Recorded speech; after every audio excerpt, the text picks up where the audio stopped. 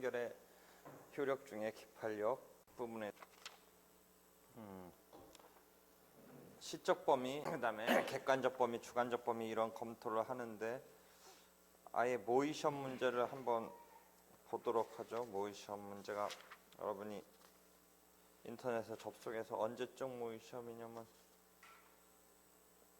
이건 법학전문대학원 모의 시험이에요. 작년에 법학전문대학원 모의 시험인데 이건 그림을 봐야 될 텐데 여러분이 책으로는 691면에 실어놨는데 모의 시험 문제인데 소장에 어떤 청구치냐면 어제 우리 얘기했던 건물을 철거하고 건물이 서 있는 대지를 인도하라. 그 다음에 언제부터 즉 4월 16일부터 2010년 4월 16일부터 인도 완료 시까지 월 300만 원의 비율에 의한 금원을 지급하는데 피고가 2명 있네요. 공동으로 그걸 갖다 침탈하고 있나 봐요. 그래서 피고들은 각자 월 300만 원의 비율에 의한 금원을 지급하라. 각자 연대하여 이런 표현 주의하라고 그랬죠. 그 다음에 2번 청구 지시는 피고들의 부담을 한다. 1항은 가집행할 수 있다가 3항의 청구 취지네요. 청구 원인은 대충 보증금 1억 원으로 5년간 땅을 임대했는데 그래서 건물을 신축해서 각각 2명이서 2분지 1지분씩 등기를 마치고 점포로 사용하다가 그 다음에 임대기간이 도가했는데 원상회복 안 하고 원상회복하기로 했네요. 건물을 신축한 것에 대해서 원상회복하기로 했는데 그렇지도 않고 계속 쓰고 있고 그래서 결국은 임대인의 지위에서 건물 철거 및 대지 인도 청구와 함께 2010년 4월 16일이 어떻게 나온 거냐면 2005년 4월 15일 날 빌려줬네요. 2005년 4월 15일 날 5년간 빌려줬으니까 2010년 4월 15일까지 빌려준 거고 2010년 4월 16일부터 월 300만 원 상당의 손해배상을 구하고자 이 사건 소를 제기했습니다. 이런 식의 소장을 제시했네요. 이해됐죠? 그러니까 5년간 임대차 1억 원에 해줬고 처음 이제 실체법적인 이야기가 하나 여기에 투입됐는데 뭐예요? 최종적으로는 철거하고 원상회복하겠다는 이행각서가 있다. 이게 나중에 뭐일 것 같아요? 건물매수 청구권 행사하지 않겠다는 것과 관련해서 어떻게 되냐면 그런 실체법의 그런 거예요. 그죠? 이것 때문에 철거하기로 했으니까 너 건물 매수 청구권 행사하지 말고 무조건 철거하라 라는 싸움이 벌어질 수 있는 여지가 있는 거죠. 아마 그것 때문에 실체법적 지식과 함께 걸어놨네요. 그래서 일단 사항은 우리가 예상할 수 있는 기본 여러분이 몇 개 이제 사례 틀을 알아둬야 된다고 했는데 채권자 대의소송 사례 틀 갖고 여러 가지 물어보는 거 지금 임대차 종료를 원인으로 한 건물 철거 및 토지 인도 청구 소송 이틀 그거 갖고 물어보네요. 그래서 재판장은 원고 제출의 증거 방법인 이행각서에 대한 인부를 하도록 피고들에게 명하였다. 이에 피고들은 이행각서상의 인용은 자신들의 것이 맞지만 이는 누군가 자신들의 인장을 절차하여 도용한 것이지 이러한 문서를 작성한 사실은 없다고 진술하였다. 이 진술이 갖는 법적 의미와 도장이 자기 게 아니라고 했으니까 도용됐다고 했으니까 진정성립에 있어서 형식적 증거력에 있어서 이 진정성립을 제출자가 증명을 해야 되는데 해필이면 피고들이 그 부분에 대해서 일단 도용은 했지만 도장 찍은 인형은 맞다라는 거야. 2단의 추정에서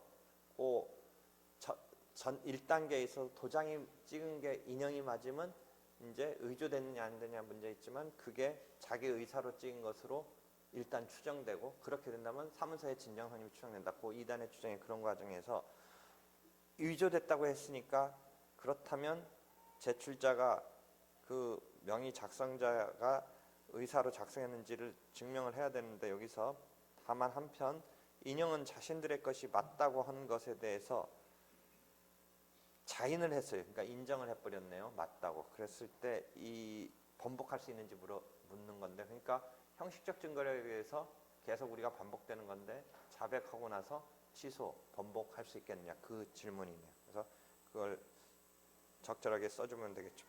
두 번째 질문은 소송 진행 도중 피고들은 별다른 주장 없이 이 사건 대지에 대한 임대기간이 아직 만료되지 않았으므로 원고 청구는 기각돼야 한다는 점만을 줄곧 주장했다. 이러한 상태에서 변론이 종결된 후 아래와 같은 1심 판결이 선고됐다.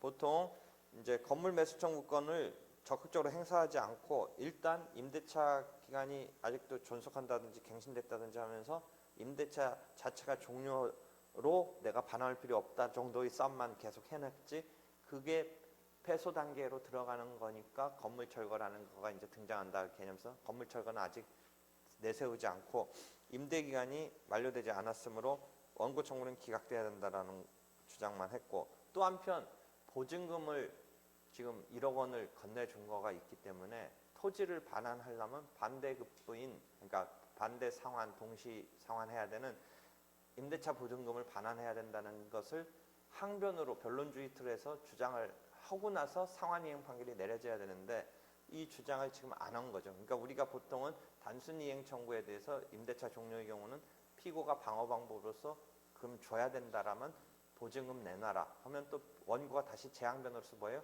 그 공제될 거 깔 거 있다 뭐 이런 식으로 해서 공방이 펼쳐지는데, 그러한 항변으로서 보증금 돌려달라는 말을 안 했을 때는 상환이행 판결을 할 수는 없죠. 그건 변론주의의 입장에서는 안 되는 거죠. 그러니까 일단 피고가 보증금 반환 받기까지는 내가 줄 수 없다는 식의 버틴다라는 전제하에 상환이행 판결을 해줄 수 있느냐 부분이 처분권자의 문제죠. 그러니까 그 전 단계에서는 변론주의라는 그런 상황에 상환을 요청하고 있는, 동시이행을 요청하고 있는 그런 주장이 있다는 전제에서 상환이행 판결을 할 수 있겠냐의 이제 그런 문제로 가는데, 여기는 기각해야 한다는 말을 줄곧 주장했다니까 보증금 반환 건은 주장을 하지 않았다는 전제인데, 판결을 보면 아래 판결에 보면 만약에 피고들은 피고가 2명이니까요. 피고들은 원고에게 예컨대 그러니까 피고는 원고에게 그 건물을 철거하고 토지를 인도하라 라는 게 주문인데, 판결에 주문에 뭐가 하나 있냐면 피고들은 그 철거하고 인도하라 사이에 원고로부터 1억 원을 지급받음과 동시에 라는 그 상환이행의 그 주문이 들어가 있어요. 그래서 이 판결이 문제가 뭐냐라는 게 질문이에요. 원고는 위 판결 정본을 송달받자마자 변호사를 찾아가 구제 방안이 무엇인지 상담을 하였다. 기아가 변호사 입장에서 원고에게 제시해 줄 수 있는 구제 수단이 무엇인지 논하시오 라는 것이죠. 이랬을 때 피고 방어 방법으로서 1억 원 달라는 소리도 안 했는데 법원이 알아서 1억 원 주는 것을 결부시켜서 판결을 한 건데, 만약에 1억 원이라는 반환의 방어 방법을 행사했다고 전제한다면 처분권자와 관련해서 상환이행 판결을 할 수 있겠느냐, 뭐 원고가 그대로 스스로 단순 이행 청구만 하는데 뭐 그런 문제로 갈 가능성은 있지만, 이 경우는 그 전 단계에서 변론주의와 관련해서 1억 원 반환을 요청하지 않았음에도 불구하고 상환이행 판결을 했기 때문에 그런 점에서 변론주의와 관련해서 문제가 있는 판결이다 라는 거예요. 또 하나는 뭐가 있냐면, 소장에서 아까 두 번째가 이건 그림으로 안 보면서 내가 말로 해주니까 쟁점을 그냥 말로 해주니까 이 그림으로 자기가 봐야 되는데 서식으로 뭐가 있었냐면 4월 16일 2010년 5년 임대차 기간이 끝난 때부터 월 300만 원의 차임 상당에 여기서는 불법행위 손해배상을 요청을 한 것이 이 판결의 주문에는 그 부분은 판단이 없어요. 그 부분은 지금 그러니까 주문 1항은 좀 아까 말한 주문 1항이 있고 주문 2항이랄까 주문 1항 속에 간화로 해서 그 두 번째에 대한 손해금에 대한 판단이 없었어요. 그랬을 때 이 판단의 문제는 뭐냐? 아까 설명했듯이 뭐예요? 건물 철거 및 토지 인도 청구와 손해금은 건물 철거 및 토지 인도에 약간 부차적인 청구이긴 하지만 독립적인 청구로서 단순병합의 청구가 복수로 들어간 거예요.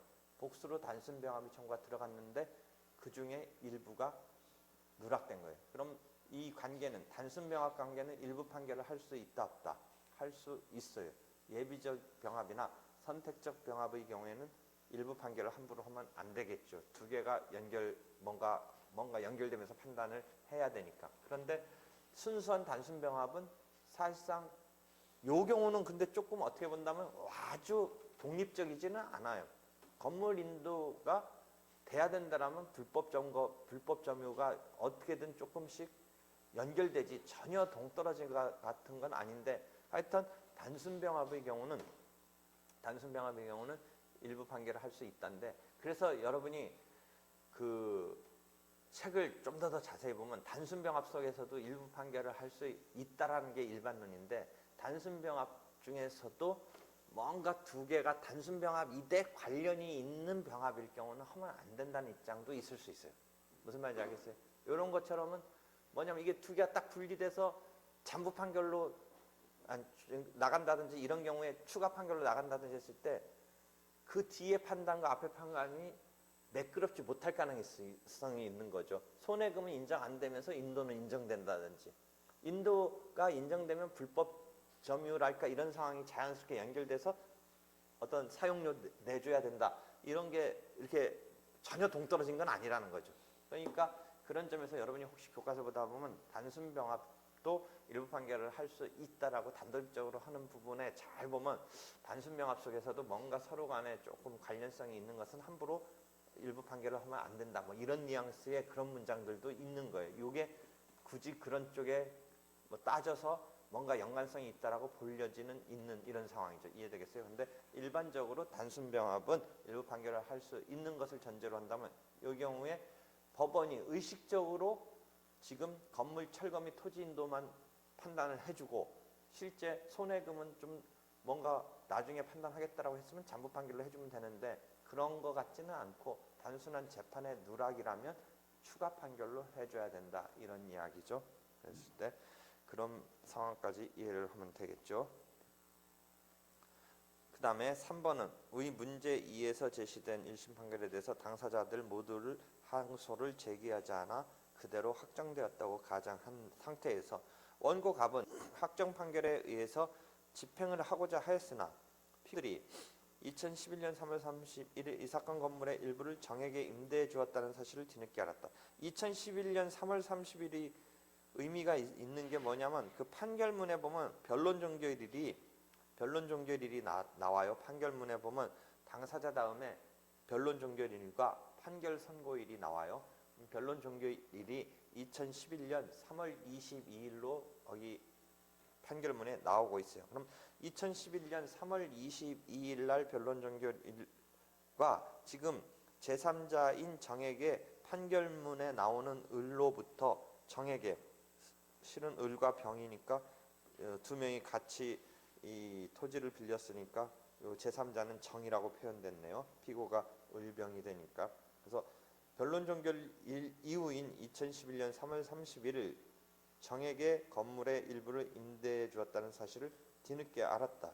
건물 임차인 정을 퇴거시키기 위해서 갑이 취할 수 있는 구제수단이 무엇인지 논하시오. 원래 이렇게 건물을 쥐고서 소송 도중에 정한테 그것이 임대돼서 사용되고 있었음을 알았으면 청구가 어떻게 되냐면 그 원래 임대인인 을병한테는 건물 토지 인도 및 건물 철거가 들어가고 정한테는 퇴거하라라는 게 들어가겠죠. 소송 도중이었으면. 그런 틀도 여러분이 조금 더 하나 더 등장시키는 틀이 토지를 임대한 을이 건물을 지어서 병한테 쓰게 했을 때의 소송 틀은 을한테는 건물 철거 및 토지 인도 청구고 병은 건물 철거할 주인이 아니고 퇴거만 시키는 거죠. 그래서 병한테는 퇴거 청구가 공동소송으로 들어가는 거죠.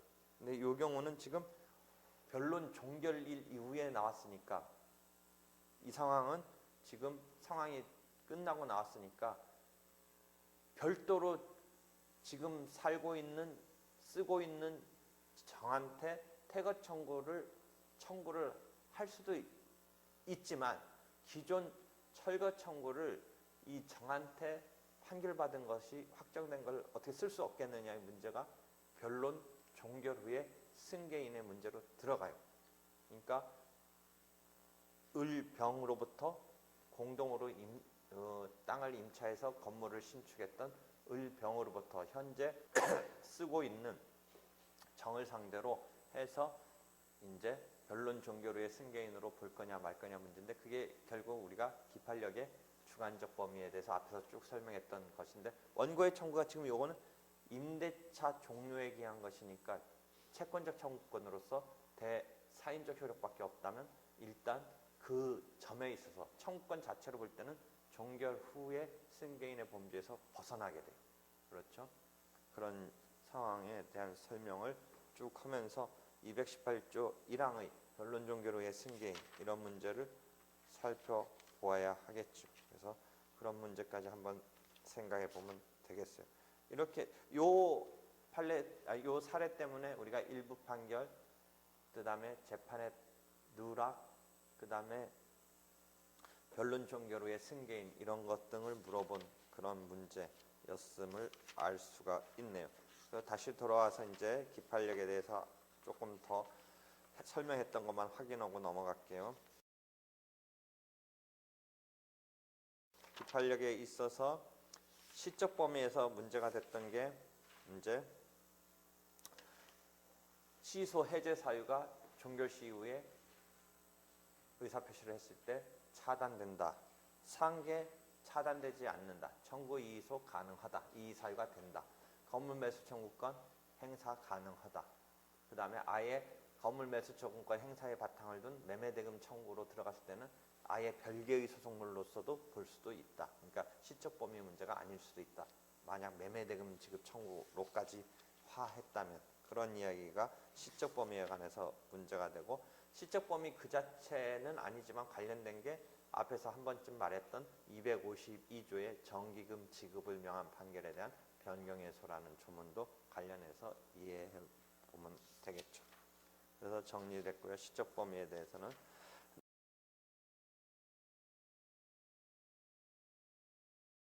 물적 범위, 객관적 범위에서는 소송물 기준으로 한다. 원칙적으로 이유 중에 판단에는 기판력이 생기지 않는다. 216조가 조문인데 이 항에서 상계의 경우는 대항한 수액에 한해서 기판력이 생긴다는 조문이 있고 그 의미가 어떻게 되는지는 어제 설명했고 그것 때문에 발생하는 게 중복제소에서도 중복제소에 걸려야 된다는 문제로까지 가는 그 과정을 설명했어요. 그럼 여기서 이제 원칙에 있어서 소송물의 동일이 문제가 되는데 우리가 중복제소에서도 소송물의 동일이 문제되듯이 여기서도 문제되는데 제일 많이 등장하는 게 뭐예요? 소송물의 동일에서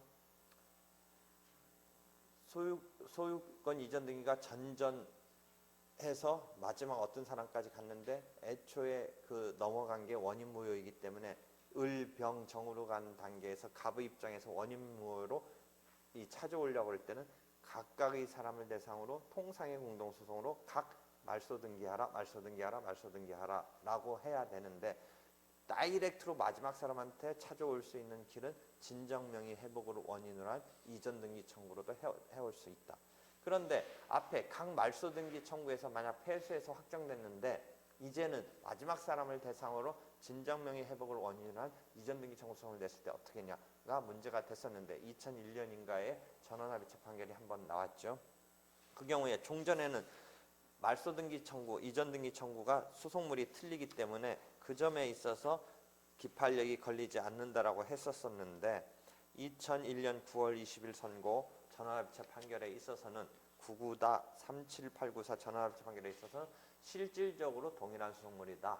이건 결국 방해배제 청구를 하는데 의미에서 실질적으로 동일한 청구로 본다라는 점에 있어서 이제 실제 구소송물 이유는 입장에서 보면 하나는 말소 등기 청구고 하나는 이전 등기 청구니까 별개의 소송물인데 구체적 타당성을 기하기 위해서 두 번째 소송을 걸 필요가 있는 사건이었었어요. 그래서 두 번째 사건을 기판력으로 걸기 위해서 이제 이론적 바탕이 된 게 실질적으로 동일한 소송물로 본다. 방해배제 청구로서 그런 논리를 세웠던 거죠. 이 점에 대해서는 참부 뭐 이런 논란이 계속되고 있어요. 하여튼 현재 판례 입장은 이전 등기에 있어서 진정명의 회복을 원인으로 한 이전 등기는 기판력에 걸리는 것으로 이렇게 보고 있네요. 그래서 그런 게 하나 소송물에서 중요한 거고 또 하나는 우리가 이전 등기를 청구할 때 매매의 매수인으로서 이전 등기 청구하는 거와 예컨대 취득 시효로 이전 등기 청구를 소유권 취득으로서 하는 경우 등은 각각 별개의 사건으로서 소송물로 보는데 한편 말소 등기의 원인은 그게 불공정 행위가 됐든 뭐 무권 대리가 됐든 상관없이 하나의 소송물로 본다. 그러니까 어떤 원인 무효에 따른 말소 등기 청구를 함에 있어서 원인 무효의 원인은 무시하고 말소 등기 청구가 하나의 소송물이다. 그게 자주 문제가 되죠. 그렇게 해서 소송물과 관련해서는 그런 게 문제가 되고, 또 하나 이건 이제 소송물과 관련된 건 아닌데 아까 언뜻 말했듯이 등기가 순차적으로 이전 등기가 이루어졌을 때 각각의 사람한테 말소 등기를 청구하는 거고, 그 소송 형태는 1인에게 이기고 1인에게 질 수도 있어도 상관없는 통상의 공동소송이다라는 걸 자꾸 물어보죠. 그러니까 그게 필수적 공동소송이 되어야 될 것 같은 느낌도 있지만 통상의 공동소송이다. 그래서 이러한 통상의 공동소송이라든지 공동소송 독립의 원칙에 있어서 심정적으로 합의락정의 상황이 벌어져야 될 것 같은데 통상의 공동소송으로 보는 데 대해서 공동소송인 독립의 원칙을 수정하려는 이론 등이 등장한다. 그런 면에서 그러니까 실무적으로는 그렇게까지 적극적으로 우리가 생각을 하지는 않는데 교과서적인 이론에서는 공동소송인 독립의 원칙 같은 게 자주 그 중요한 문제로 등장하고 있는 것을 볼 거예요. 그래서 그런 정도 이해를 하고요. 그 다음에 아예 이제 소송물에서 문제됐던 게 일부 청구에 있어서 잔부 청구가 문제가 됐다라는 것이죠. 그 다음에 이유 중에 판단에 있어서는 아까 계속 말했듯이 상계항변의 경우가 문제가 된다라는 것까지 정리를 하면 객관적 범위에 관한 문제에 대한 것이죠. 실제 작년도 선택형 문제 하나 풀어보면요. 668면에 있는데 갑은 자신의 소유인 X부동산에 관해서 을명의로 소유권 이전 등기가 되어 있는 것을 발견하고 소유권에 기해서 말소 등기 청구 소송을 제기했다. 상황이 이해되겠어요? 지금 보니까 자기 토지에 대해서 을이 이전 등기를 가져간 것이 무슨 이유에서인지 나타나 있기 때문에 말소 등기 청구 소송을 했겠죠. 원인 무효로 해서. 첫 번째 질문. 을이 갑의 대리인 병으로부터 X부동산을 매수해서 이전기를 마친 것이라고 주장하는 경우 누가 대리권 있다 없다를 증명해야 되는지, 갑이 병의 대리권 없음을 증명해야 한다라는 것이죠. 그것은 맞는 지문이죠.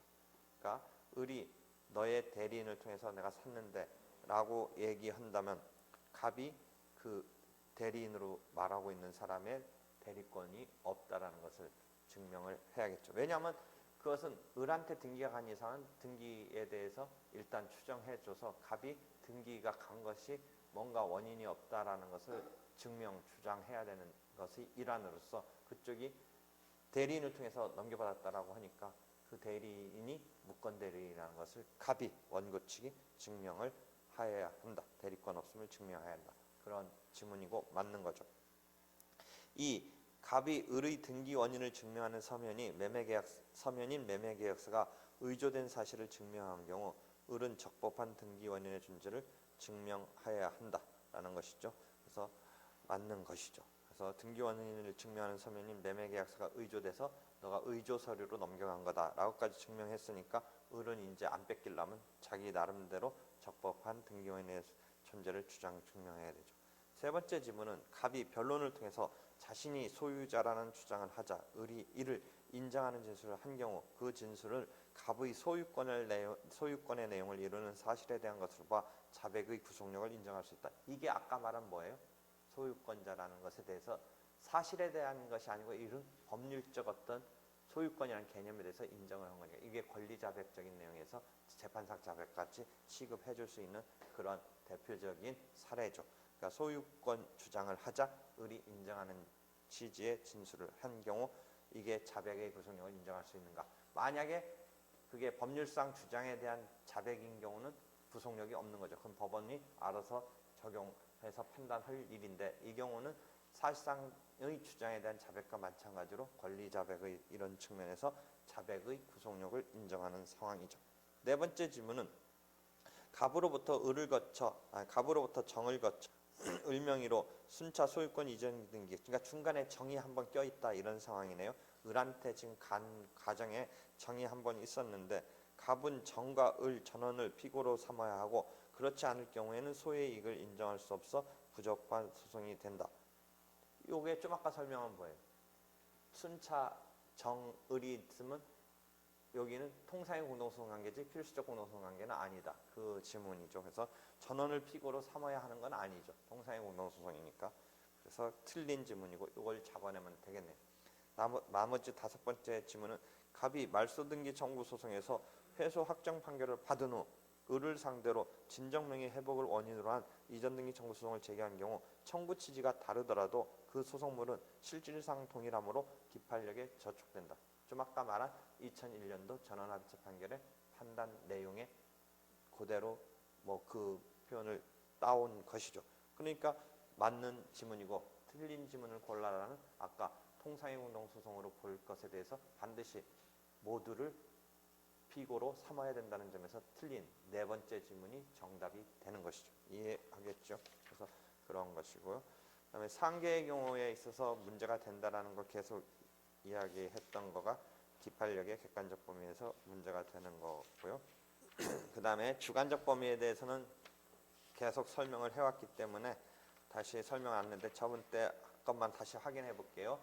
강제 집행과 관련해서 우리가 지금 물권적 청구냐 채권적 청구냐는 아까 지금 임대차 종료에 기한 토지 인도 및 건물 철거와 그게 만약 소유권에 기한 토지 인도 및 건물 철거면 기판력의 주관적 범위에서 조금 원고의 청구의 속성에 따른 달리 볼 수 있다라는 거 했는데 또 다른 한편 그 제3자가 변론 종결 후에 승계가 있다라고 볼 수 있는 어떤 종결 후에 양도양수가 있는 자가 선의의 제3자 등과 같이 또는 선의 취득자와 같이 자기 스스로 고유한 방어 방법을 갖췄을 때 이 자를 변론 종결 후의 승계인으로서 판결에 효력을 미칠 것이냐 부분에서 실질설과 형식설의 대립이 있는데 실질설은 그러한 고유한 방어 방법이 있는 것을 존중해서 그대로 실질적으로 그까지 파악해서 승계는 있었지만 변론 종결의 승계인으로서 판결에 효력을 미치는 자가 아니라고 보는 거고 형식설은 일단 그러한 승계가 있으면 고유한 방어 방법이 있다 없다를 상관없이 일단 변론 종결의 승계인으로서 판결의 효력을 받아야 하는 자이지만 자기 스스로 집행 부분에 있어서 집행에서 벗어날 수 있는 여지는 주고 있다. 결과적으로는 그래서 판결의 효력을 받지 않게 되는데 형식설은 단계로 나눠서 일단 승계인이 돼 스스로 벗어나려면 그런 승계 사실을 즉 있음에도 고유한 방어 방법이 있다라는 것을 주장해서 스스로 어떻게 되어 있어요? 집행문 부여에 대한 이의소를 내야겠죠. 형식설에 의하면 집행문 부여에 대한 이의소를 내야 되고 실질설에 의하면 일단 그 사람을 고려해서 자기 스스로의 고유한 방어 방법이 있다는 걸 고려해서 제외를 시키니까 이 사람을 승계인으로서 효력을 받는 자라고 주장할 원고가 집행문을 부여해달라는 부여의소, 집행문 부여의소를 낼 책임이 있다. 그래서 실질설에서는 집행문 부여의소를 예컨대 원고가 낼 책임이 있게 되고 그 다음에 형식설에 있어서는 집행문 부여에 대한 이의소 등과 같은 소송을 제기할 책임이 그 승계받은 자가 벗어나려고 고유한 방어 방법이 있는 자가 승계인이 낼 책임이 있게 된다. 그래서 집행법상의 소를 제기할 책임이 달라지게 된다. 다시 정리하면 그렇게 되죠. 그래서 기판력의 주관적 범위에 관한 이야기까지 됐고요.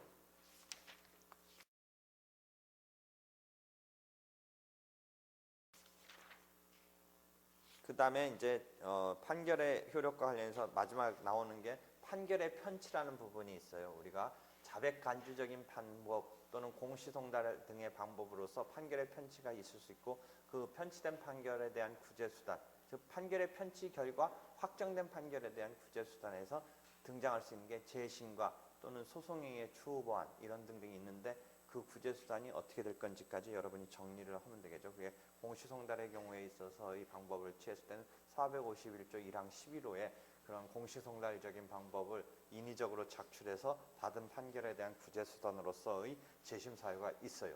한편 우리가 자백간주적인 방법으로 됐을 때는 이게 항소기간에 있어서 아직 판결이 송달된 것으로 본인한테 송달된 것으로 보지 아니한 채 이제라도 항소할 수 있다라는 입장이 판례 입장인데 경우에 따라서는 재심으로 해야 되는 거 아닌가 입장도 있는데 그런 실무적인 입장과 실제 등장하는 학설 등을 잘 정리해서 자백간주적인 방법에 의한 판결의 편치와 공시송달적인 방법에 의한 판결의 편치를 구별해서 이해를 하되 공시송달의 경우는 소송행위의 추후 보완도 가능하고 재심도 가능하다라고 보는 게 실무적인 입장인데 반해서 자백 간주적인 방법에 의한 판결의 편취는 실무적인 입장은 항소에 의해서 하라.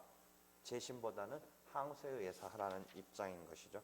그것까지 정리를 하면 되겠어요. 그러니까 판결의 편취에 관한 거는 뒤에도 또 한번 재심에서도 나오고 하는데 하여튼 잘 여러 가지 타입의 판결 편취가 있는데 만약에 자백 간주로 된 경우에 있어서는 아직 확정된 것으로 보지 않고 이제라도 이제 항소를 할 수 있다 이런 취지로 보는 것에 대해서 학설은 재심에 의해서 할 수 있다라는 입장도 만만치 않게 주장되고 있어요. 그래서 그런 등등에 대한 것을 정리를 해서 처리가 어떻게 되는지를 잘 기억을 해두면 될 거예요. 그래서 거기까지 정리되고요.